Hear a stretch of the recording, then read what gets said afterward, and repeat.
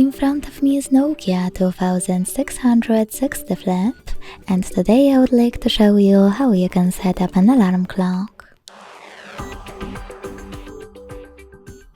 Begin by accessing menu and picking alarm clock. Then select add new alarm and set up an hour. Then pick repeat and choose days of the week. When you finished, click on this button at the top right corner. Following that, you can label your alarm however you want to, if you want to. Choose alarm tone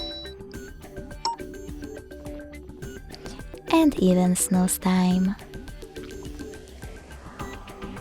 When you finish to save your alarm, click Save by going back to the top and clicking Home button. As you can see, mine was successfully added. To turn it off or on, click on it. By tapping on this button at the top left corner, you can edit it. Just make your changes and hit Save again, or delete it by choosing Delete.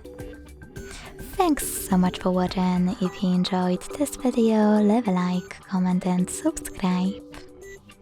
Bye!